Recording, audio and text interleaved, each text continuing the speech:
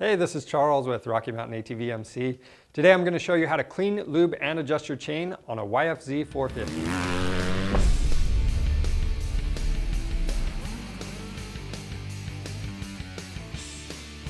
The chains on these ATVs need to be serviced often. They're under a lot of stress. They're transferring all that engine power to the rear wheels. So if you want to get the most life out of them, you need to clean, lube, and adjust them regularly. Now, if this chain is adjusted too loose, it can actually jump off that rear sprocket. And on the other hand, if it's adjusted too tight, it can actually break when the suspension is compressed. So that's why this adjustment needs to be correct. And it's really simple to do. It's also quick, and this machine we're going to do it on, it's a 2014 YFZ450R, but the process will be similar for a lot of other YFZ450s. Just make sure you refer to your model specific service manual, and there are a couple different styles of adjusters. We'll talk about those and how to adjust it with those styles as well. To do this job, we need a few common hand tools. We've got a 6mm Allen socket. We also need either an Allen key or a punch to help us adjust that chain. And we have our grunge brush. It is an O-ring chain. We don't want to damage those O-rings with a regular wire brush. We need safety glasses, rags, rubber gloves, and then for chemicals, we're actually using the chain wax and chain cleanup. You also need a jack to raise your machine off the ground, and if you need any of these parts, we have a lot of different options available on our website. Now that we have our rear wheels raised off the ground, we're going to inspect our chain sprockets and our chain slider. So to inspect this, you can see right away we actually have kinks in this chain, so this is wearing out. But also, if you look on the sides, we're actually missing quite a few O-rings, so that's a clear indicator that we need to replace the chain and sprockets.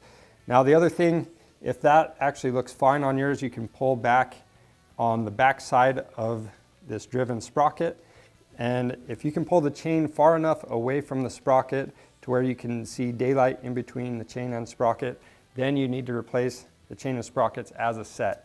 And you always want to do them as a set so they wear together.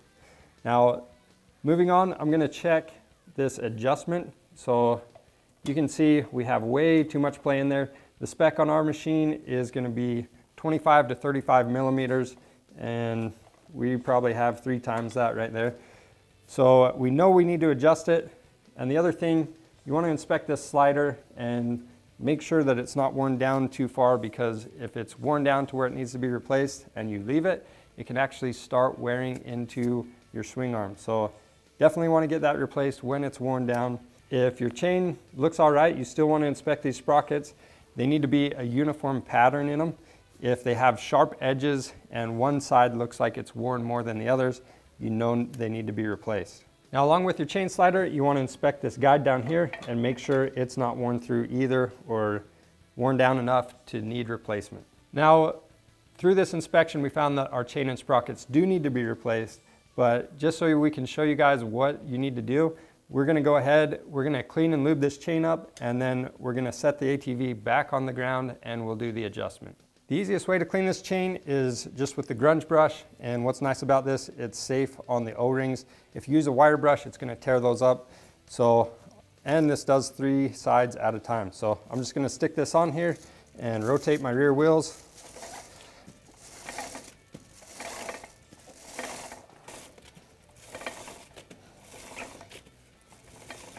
You also want to make sure you get the underside of that chain.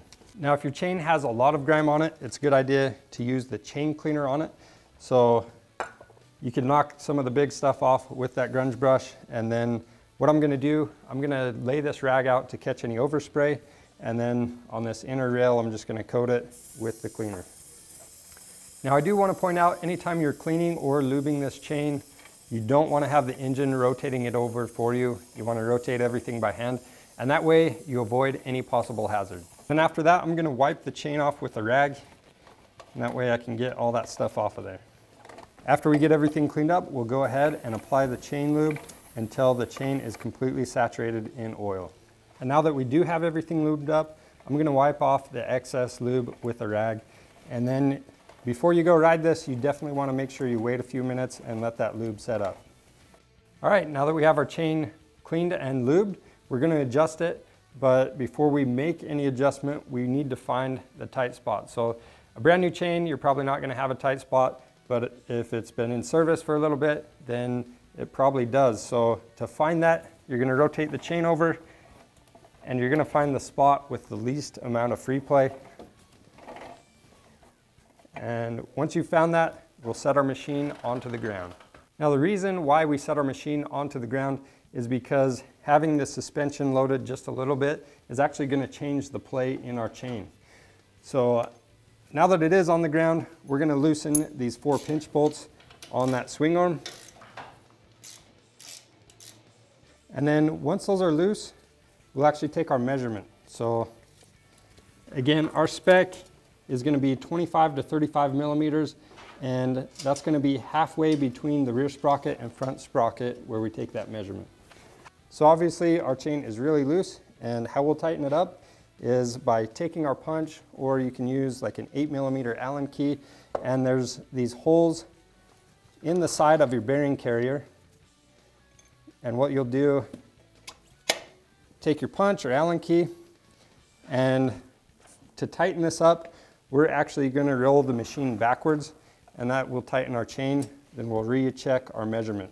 If you need to loosen it up, obviously rotate the wheels in the opposite direction, go forward. That's going to loosen it up. So we're still pretty loose. We'll tighten that up again.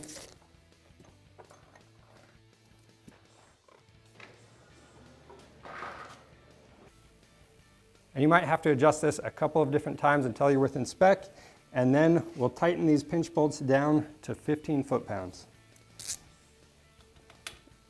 And they actually do have an order. We're going to go 1, 2, 3, and 4.